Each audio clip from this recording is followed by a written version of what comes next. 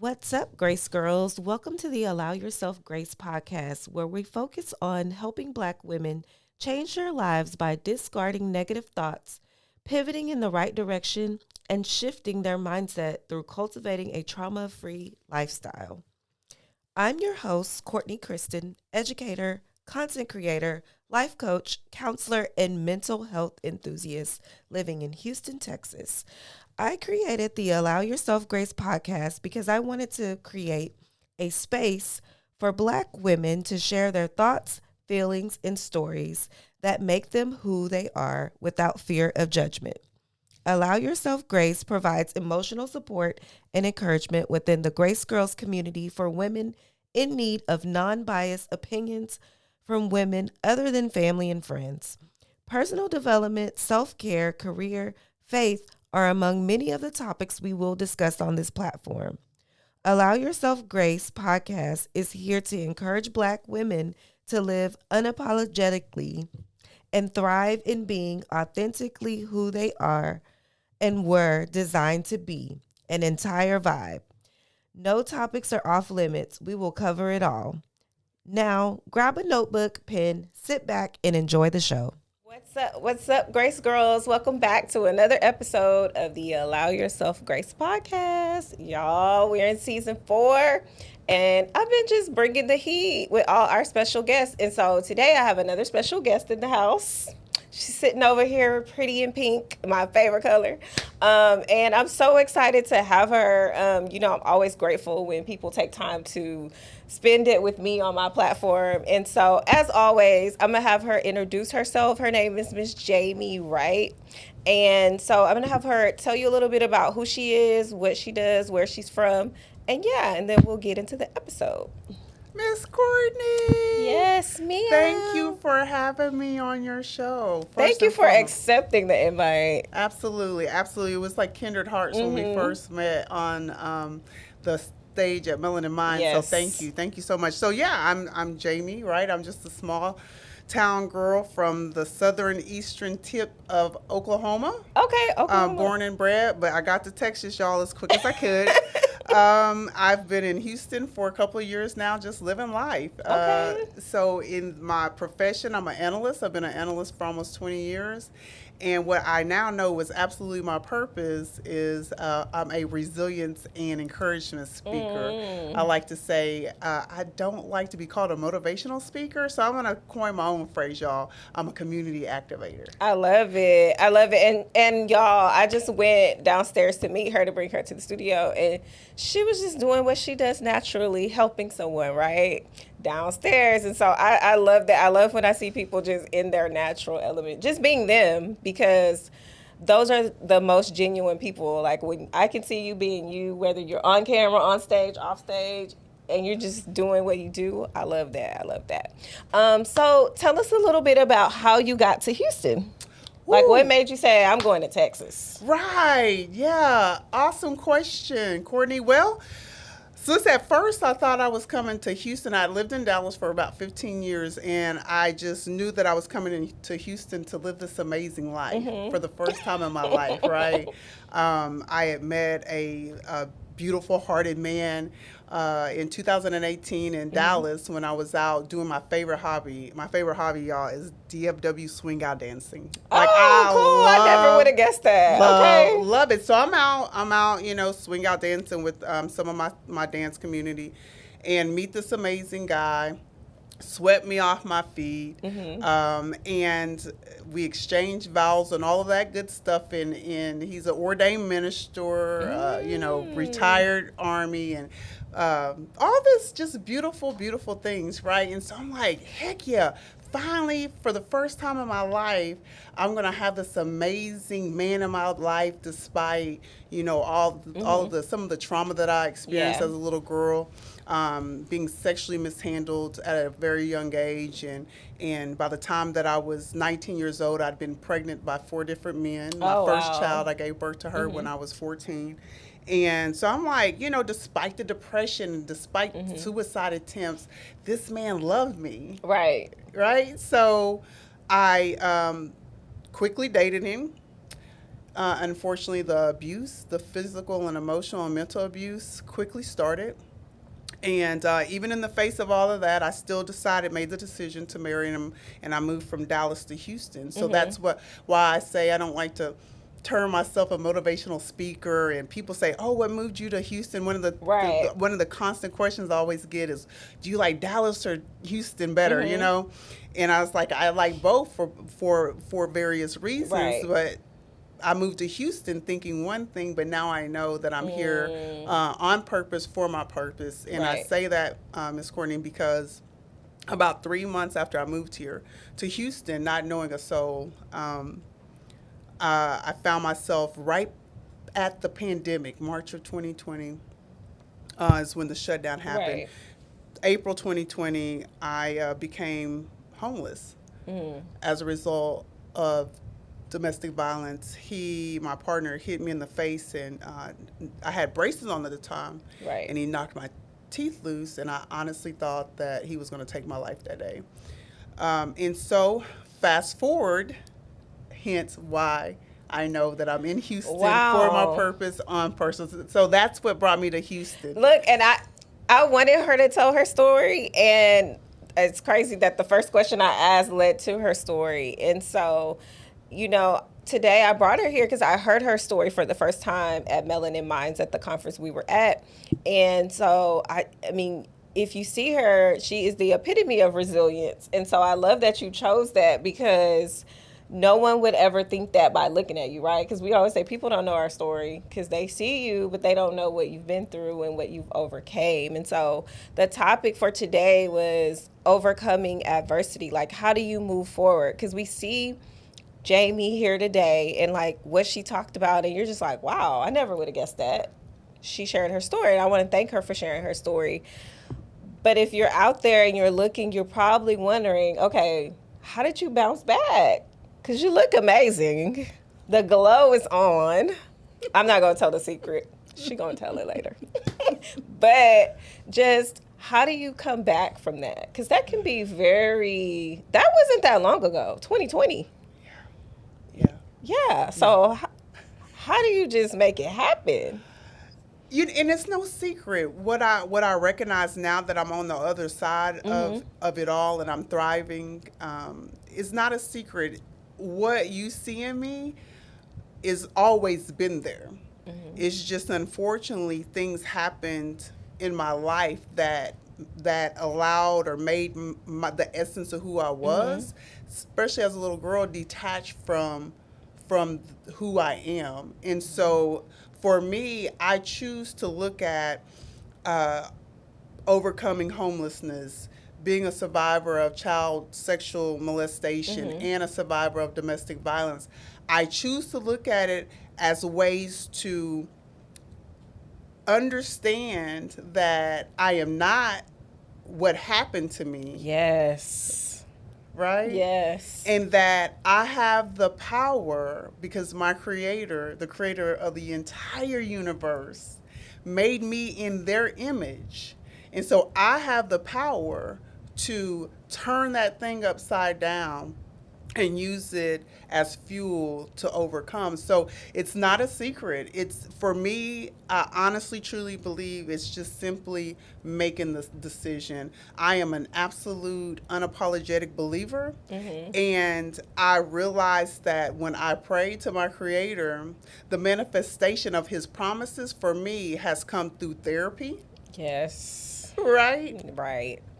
Has come through a lot of intentional forgiving and asking for forgiveness, has manifested in a lot of self-help books that I've read and conferences like the one that we had the honor of sharing at, in putting myself in environments that will feed my spirit man and my mental man. So that is the secret. And I honestly believe, people ask me, "You're glowing, well, because I made the decision." It was like, if I didn't wake up dead, if you can do that, wake up dead. Right. Like, if I didn't wake up dead, that means that there's something out here for me to do. And so I can either suffer through this thing called life, or I can triumph. And then I have a fundamental responsibility to throw the rope back and help others triumph too. And that's what That's crazy that because I was just thinking that like it's our responsibility to share and make sure that we're here to support other people because we needed that support, right? We all need someone when we're going through or when we're experiencing something traumatic to support us, whether it be through therapy, like you said, putting yourself in environments that support where you're going, not where you are, but where you're going, because you need people that are going to uplift you or people that are like who you aspire to be like. Some traits, of course, we're not going to exactly be like everybody else because we're all different, but we want to take some things and apply them to our lives. And so it's important that we thrive and we get in those environments and just interact with one another because you never know who you can help. You never know who can help you and what you can take from it. And so I always get blessed when everybody comes on my platform. It's like they literally speak to me. So I consider this as my little ministry. This is for me. This is my therapy. In addition to what I already do and seeing a therapist, but just sharing and just being open about it. It can take some work to get there because a lot of times we're embarrassed about our story. Did you ever, during those times, experience a moment of like, I don't really want anyone to know about what I've experienced and what I've been through? Oh, absolutely. Absolutely. To this day, even in the face of losing my mom to cancer when I was 20 years old and recently burying my grandmother, who is my rock. I can't even say is my rock. She is the person that when I came home 14 years old and pregnant that spoke life into me. Even in the face of those losses that have shaken me to the core, I will never forget having to wrap my head around the fact that I was going to have to tell my adult daughters that I was at the homeless shelter in Houston, here in Houston. I don't know that I'll ever forget that. So yeah, there was a lot of shame. I thought, coming home pregnant at 14 years old and then being pregnant an additional 4 more times by 4 different men were shameful, and it was. Absolutely, don't get me wrong with that.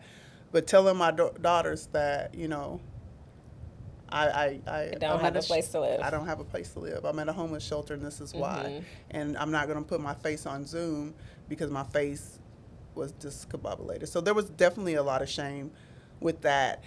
However, then that's why I just honor people in the mental health field so much. I honor y'all. It was my therapist there at the Houston Area Women's Center that helped walk me through that. There's no way that I could have done it on your own. Absolutely not. Yeah. And, when we're in those stages, sometimes we can be in a phase of denial. It's kind of like we're denying everybody and everything that's trying to help us. And so I'm so glad you said, like, the help is needed because there could be someone out there that's like, I don't know. I don't want help. I can do this on my own. But it's nothing like having that additional help. Like some stuff you just can't do. Like we can't think of everything. And even though we try, because especially as Black women, we're very independent, we're strong, we want to do everything on our own, but sometimes we have to relinquish that control. And when we do, it's like a weight that gets lifted off of you, right? And I love passing on that weight now. I used to be like, I can't do it, but we have to learn to pass it on so we can get the help that we need. So your daughters, once you did have time to really sit down and, talk to them and you got kind of in a space where you were ready to share with them, how did they receive the information?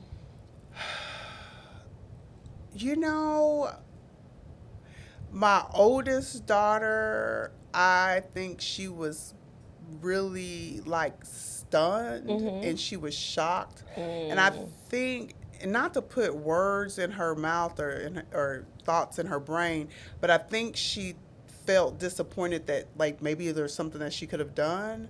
My youngest daughter, a whole 5'3", 120 pounds. She's ready to fight. She's ready to fight, right? I'm like, ready to fight. Let's go. Yeah. So both of them definitely reacted in different ways. Yeah, Yeah. and that's one of my motivating forces now is to show them that we're going to make mistakes and we're going to make some piss Yeah. poor decisions, but it's how we rebound from that. Yes. It's how we rebound from Yes. that, and Yes. if we can get through the shame of it and the embarrassment and the stigmas, and like you, I will never forget you said on the panel at Melanin Minds, just be mindful, like, allowing people to speak into your life, and Yeah. you say you want to go to New York, and they're like, "Don't go," but yet they've never even They've flown never been. before, Yeah. So It's true. that I mean and it's still my motivating force, because I know that especially if we're people that like to take risks, sometimes we're going to have to fall forward and fail forward. Yes. But I would rather fail forward than not try at all. At all, because you never know what you could be missing out on. That's why I would say when God gives me a vision, I'm gonna try my best to execute it, because what's the worst that can happen? I can fail, right? But then I have to change my approach, because He gave me the vision, but maybe my approach wasn't the right approach. So now I got to regroup, and it's okay to regroup and start over, because it can be better than it was before. And it's like sometimes we miss all the signs. We miss it all. People could tell us. We're just like, oh, whatever. I don't know what you're talking about, especially when we're in love. So when love plays a role in it, baby, it's like no one can tell you anything. So a little bit about my background. I've been married before. So before my husband, now I've been married before. And so I can remember this conversation with my grandmother. She's like, oh, are you sure you want to do this? I don't know. And I'm like, no, I'm doing it. I did all this stuff. Child, I was like, why I do that? Well, I did not listen, but I learned my lesson. So sometimes being a risk taker can be good and bad, because it's like you're going to do it anyway. When you're a risk taker, it's like when I set my mind to something, we're going to do it anyway. But through that process, you learn things. And so that second time around, it's like, oh no, we're gonna make sure everything's in order, everything is right. I'm gonna vet you to make sure. I'm gonna pray about this thing to make sure that this is what God wants for me, because we can easily choose something for ourselves, easily, but it's like when God chooses it for you, it's just different. That feeling is different. And so that's the secret I was talking about, the glow. So when I met Miss Jamie, she had her significant other with her. And so every time she would introduce him or talk about him, she just had this glow about her. And I was just sitting there like, wow, after everything that you've been through, look at you. You found love again. And everybody always wants to know, when am I going to find love again? Or am I going to be able to love again? Like, how did you get there? So I honestly believe, Courtney, that our light attracted each other, and I am by no means advocating for anyone to stay in any type of relationship that is not physically, financially, emotionally, healthy for you. Right. But there's no doubt in my mind, it took me going through that, the homelessness, the domestic violence, to go back in to my childhood, to start to heal that broken, scared little girl that is still very much inside of me, because I can't rip the trauma away, right? I've just learned how to carry her with me. And so, like you're saying, to your point, I learned my lesson, and here's the thing: it's like when we lean into whatever it is that we're leaning into, we don't lose if we choose to. We learn, and then we go forward. Yeah. Well, with me, I recognized that some of what I was accepting, no, ma'am, was never going to align with what I said that I wanted in my life, which was a whole, healthy relationship. Yeah. And we're talking about energy. Well, I'm attracting that energy because it's the broken little girl that deserved healing. Not that I needed it, I deserved to have it, so that that the Holy Spirit, the Creator, could crack that hardness that I built around me. Yep. And so my little light would shine, y'all. Yeah, because And it's always been there, like you it's said always- earlier. It's Yeah. always been there. And so that's it. So I had to come to grips with a lot of what I went through was decisions that I made. And the lady that Dr. Phillips, Anita Phillips, she speaks a lot alongside Sarah Jakes Roberts, and she goes to the Potter's House there in Dallas. Dr. Phillips says this all the time, that we have no control over what happened to us as children. Right. But we can do something with who we are today. So as a 5-year-old little girl being emotionally and physically and sexually mishandled, nothing I can do about that, Courtney. But as a 30, 40, 50, 60, even 20-year-old woman, especially with the resources that are readily available now, then I'm responsible for doing something. And so I went to work. And so my light attracted his light. And Miss Courtney, I'm telling you, and he's had his trauma. Yeah. He's working through his things right now as a child. We've both been married and divorced before.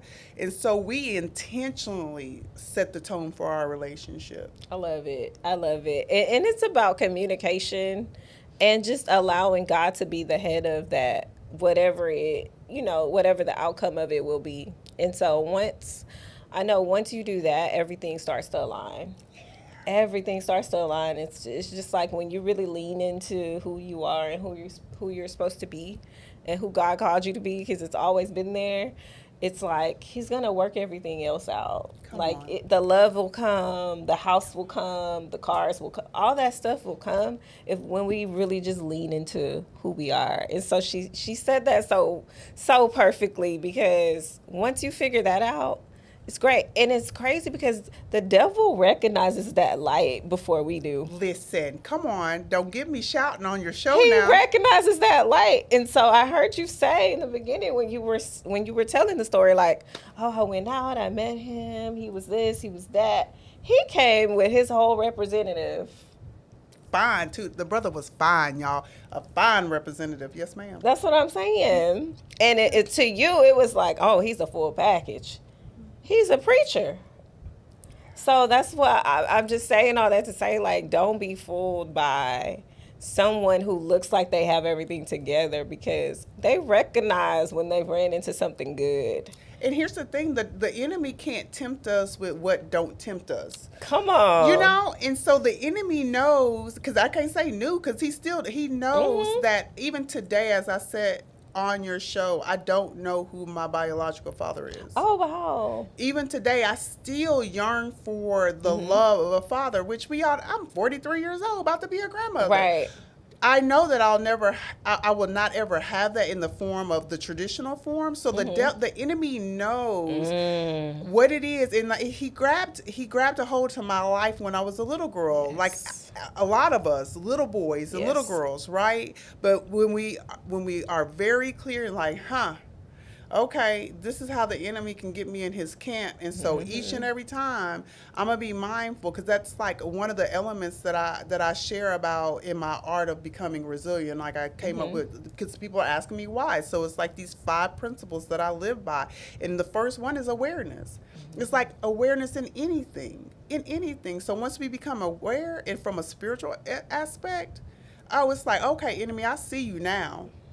It's when we're not aware is when the enemy can take us on a ride. But even when we allow the enemy to take us on a ride, guess what? That same power that we had when he did is not going anywhere. We just make the decision, like, okay, like you just said, I learned from it. But guess what? This is what you're not going to do on my watch. Yep. I won't do it again. Right. And what are those other principles?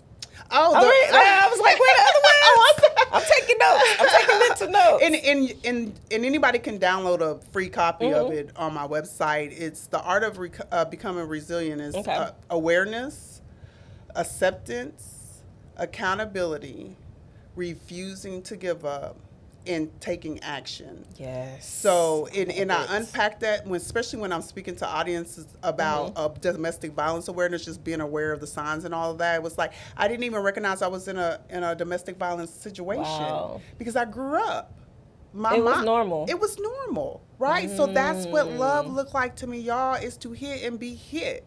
So once I became aware, and that was not until I went into the Houston Area Women's Center and became homeless, I was like, hold on, there's a whole thing around, there's material, there's education awareness around that. This is not normal. This is not normal. So the awareness, and so then I was empowered to start to take the steps that was best for me. Yes. And then the acceptance and it's still like, Jamie, you're waiting for these men all of your life to come and save you.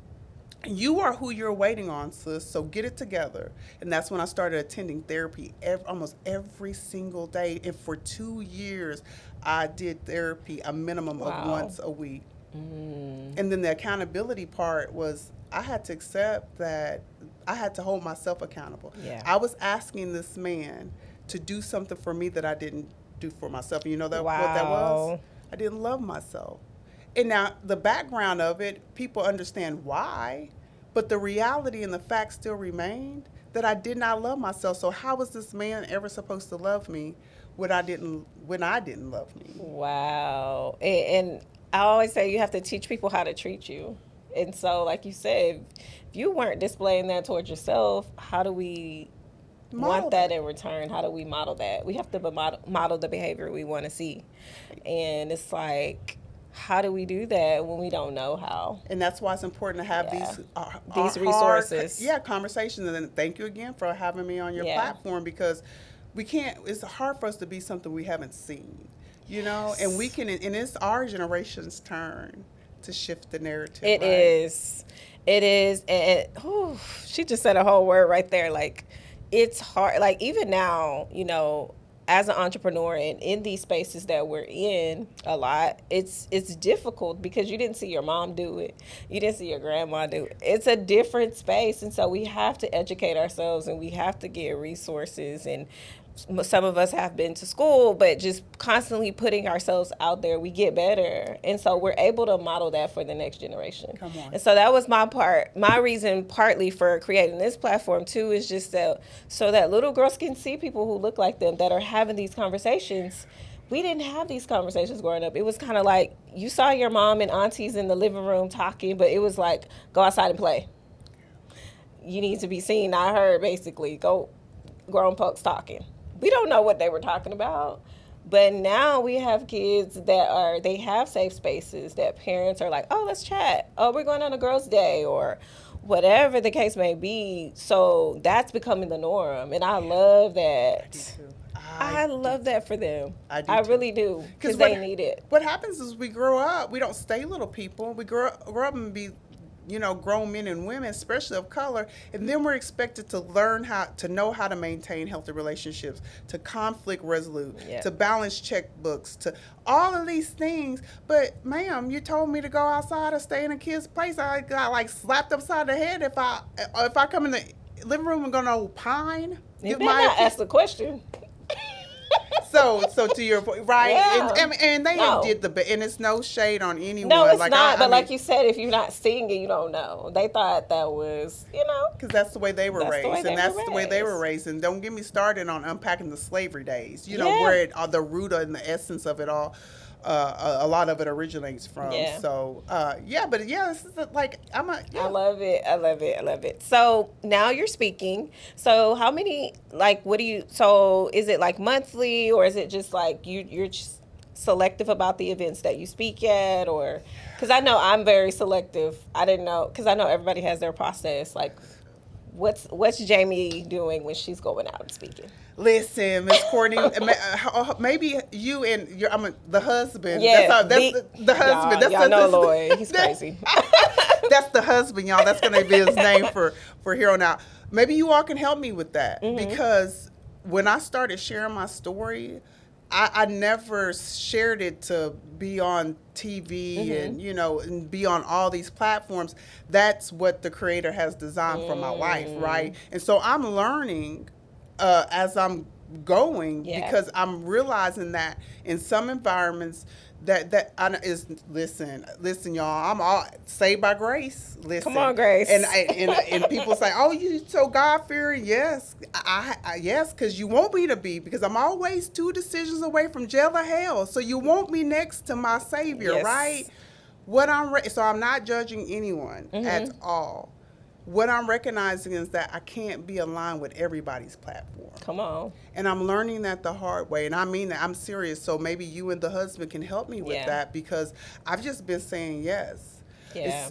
When it comes to resiliency and just sharing my story from a place of hope, especially in Black and brown communities, raising awareness around what healthy relationships look like, because I honestly believe that had my mom and my stepfather had just the ounce of these resources, maybe my sister and I's life would have turned out different. So I just, from that standpoint, I say yes, but everybody don't mean me well. So Miss Courtney, you know, we got to get some structure. But no, that's good though, that now you're seeing it. Right. That's the first step. It's like, okay, now I know I can't go everywhere. I can't accept every invite.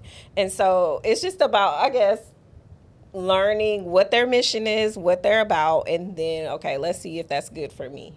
And it's okay, you know, because I've learned some things this year as well, because this is me. I said, oh, this year's going to be my year of yes. I'm going to say yes. Shonda Rhimes' book, The Year of Yes. I read that book. Me too. Yes, it's very good. So I read that book. I'm all, you know, hype. I'm ready. And then I'm like, okay, no, that's not for me. This person definitely is not for me. And that's okay. I can still support you, you know, in whatever you're doing, but it's okay, because I may not be a good fit for your platform, or I may not be a good fit. And so I guess we just have to make sure, I just told my husband this today, we have to make sure that we stay aligned with our vision and what we're doing, because it's easy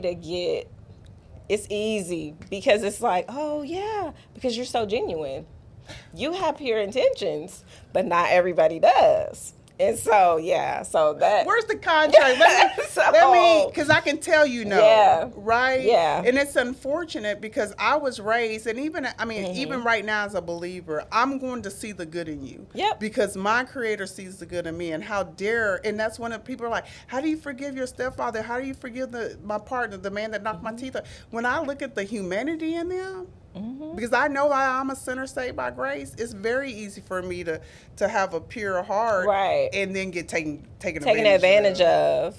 But it's like, I can't hold on to it either, because then it's weighing me down, right? And it's really taking away from me being 100% me, because I'm so angry, I'm upset, you know? And that's something you have to learn through the process too, is letting go. Yeah. Because it's easy to carry all those bags around. But it's like when you drop them, it's like, oh, I'm free. I can move around. I'm smiling. I'm not gonna miss the bus. It's different, yes. Bag lady. I mean, and thank you. You just poured into me, because it's the bottom line is just making sure that not my mission, the mission that I'm on aligns with their mission, and then just go from there. And if it doesn't, just you stay aligned with what your mission is and what God showed you, because it's I'm telling you, it's easy for people to give you their input, their insight, and it's like, no, but that's not. And it has you thinking too, like, maybe I should change, and you're like, and I'm like, no, I gotta stick to what I'm doing, and that's okay. And it may not all come together quickly, because I'm in that season where I'm waiting. I'm like, okay, I'm working, I'm waiting. Oh, it's a long time, you know. But I know it is if I stay aligned, right? Because it's easy to be like, oh, she said she can get me there faster. He said he can get. And so then before you know it, you're like all over the place and you off track. And then we have to answer for that, right? Our ministries, when we transition out of this thing called life, the Creator's going to ask us. And that's who are you trusting? Come on. And I oftentimes get asked, Jamie, are you afraid? Because my ex, he still lives here in Houston that I'm aware of. People ask me all the time, am I afraid, that he's going to attack me, or, even my significant other now. And I'm like, it's always at the top of my mind, because I have a permanent protective order on him. However, I'm more afraid of having to answer to my Creator of why I did not do what he put me on this earth to do. Come on. I'm more afraid of that. Come on. Because he's going to protect you. Listen. As long as you're aligned. Come on. Wow. That's a whole word right there, y'all. That's the bottom line. I mean, and that's something, if you're out there and you're, experiencing a traumatic situation like domestic violence, or maybe you've been molested. I've ran into so many people who've been molested. And I'm like, wow, because you have to just reconfigure your mind almost. Yeah. And so if you're out there and you're thriving and you're healthy, don't ever be afraid to share your story because somebody needs to hear that. You'd be surprised how many people who have experienced the same thing. Absolutely. You spoke about losing your mom. So my mom passed away at 41. And so it was just like a sudden thing. And so I always share that with kids who have lost their parents because then they feel comfortable, they feel comfortable like, okay, she can kind of relate to what I'm going through because you kind of grow up figuring out your own way. Yeah.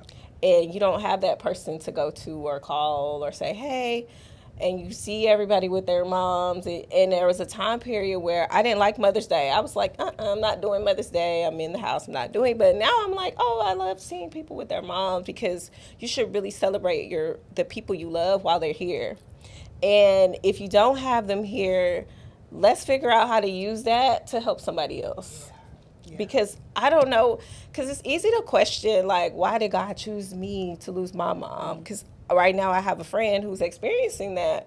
And, her feelings are valid. I told everybody, your feelings are valid.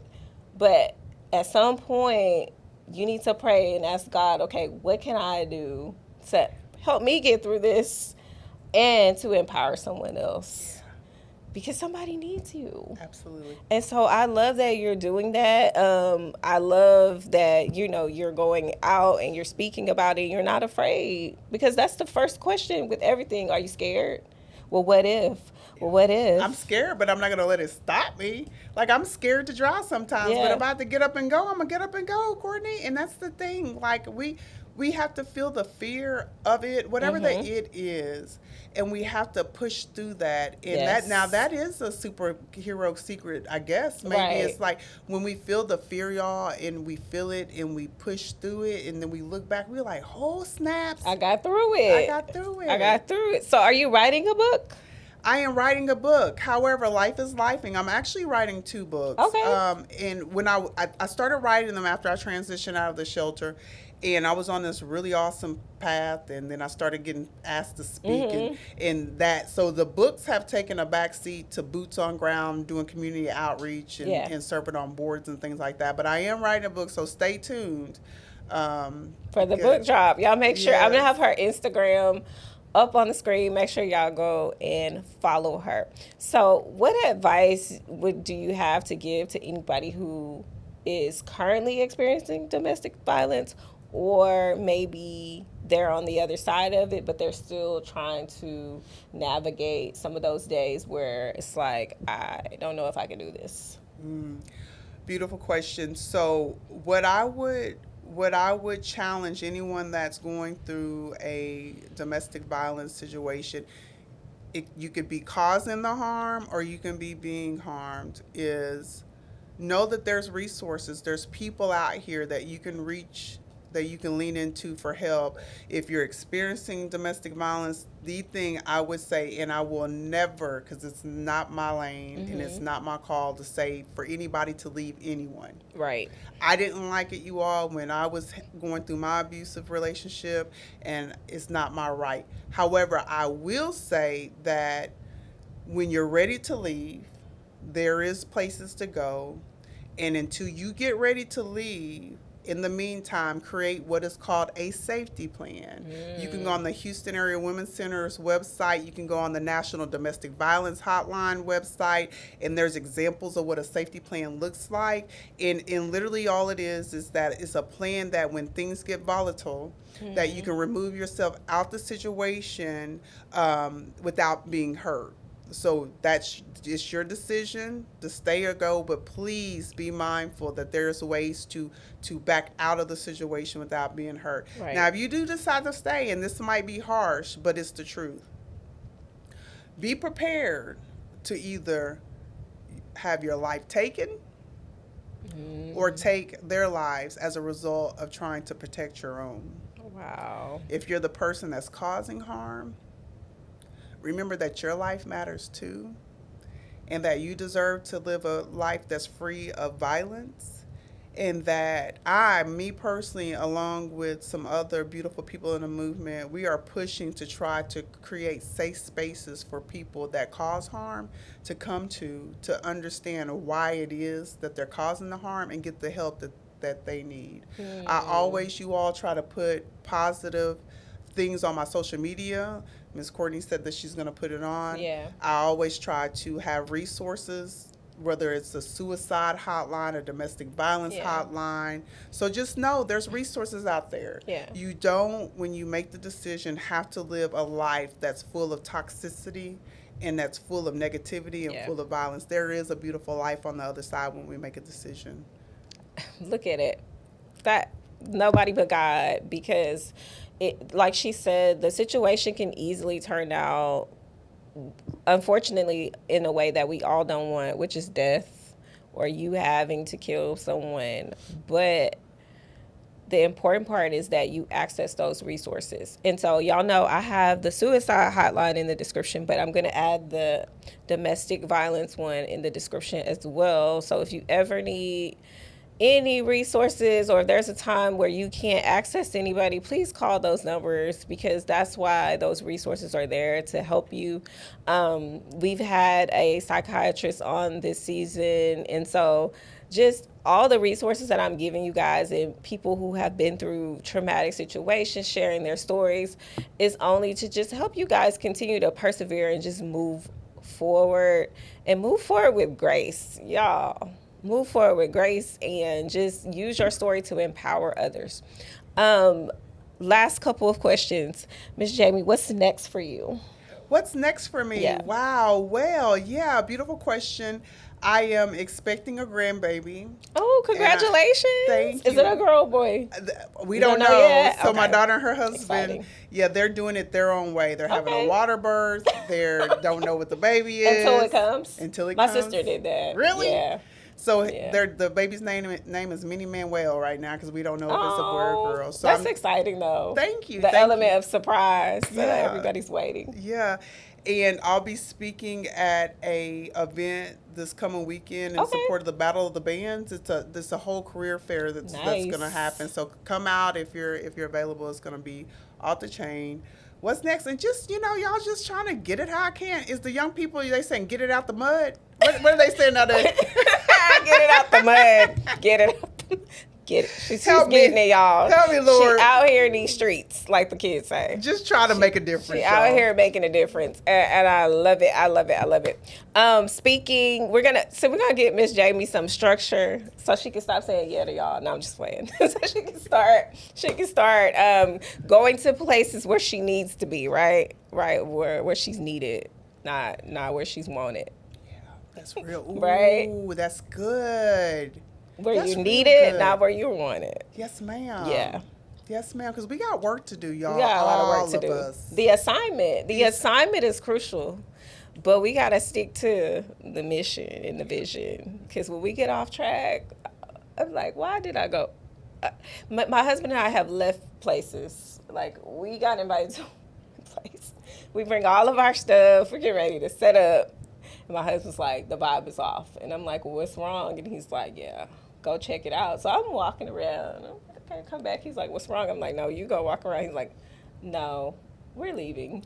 And we literally left, yeah. That's beautiful. So, I mean, it's just sometimes if it doesn't align and it's not right, it's okay. That's blessed. And we had a conversation with them afterwards, because they did call and say, "Hey, what happened?" We're like, and there's a way to do it, right? Okay. We don't have to be raggedy, especially us, we don't, y'all. Especially us in our community. We can do it from a place of grace and love. And that's all. And just know how we need to move next time.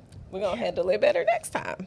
All right. Tell the people where they can follow you. Because I always like everybody to make sure we get all the info out there. Absolutely. Y'all, I'm on all social media platforms as Jamie, and that's JAMIE Wright. I have a website. It's JamieRWright.com. Please follow me. I'll put all that on the screen. Yeah, okay. And I'm just scooting and booting around Houston, Texas. Yes, yes. When I saw her on the panel, I was like, she looks so familiar. Then when I went to your page, I was like, oh yeah, I saw you on a couple platforms and magazines, And y'all, Miss Jamie's doing her thing, so make sure y'all go follow her. I want to thank you again so much for coming and sharing on my platform. And we will meet again in some of the same spaces. Yeah. Just like we met at Melanin Minds, y'all. Melanin Minds, y'all better make sure y'all get there next year. It's gonna be bigger. It's gonna be better. Yeah. We're gonna do some great things, and hopefully some of the same people can come back. Yeah. Right. Beautiful space. It was good chemistry. It was everything was great. But guys, remember, always allow yourself grace. Make sure that you are doing your self-care. Make sure you're doing your daily affirmations, whatever you need to do to make sure that you're successful and that you're at peace. Do that. All right. We'll see you guys in the next episode. Peace. Well, guys, that concludes our episode. Thank you guys so much for tuning in to the Allow Yourself Grace podcast. For additional information about today's episode, please click the link in the show notes below. To learn more about our Grace Girls community and other resources we have to offer, head over to www.allowyourselfgrace.com. Until next time, Grace Girls, I love you all, be blessed, and continue to strive for success.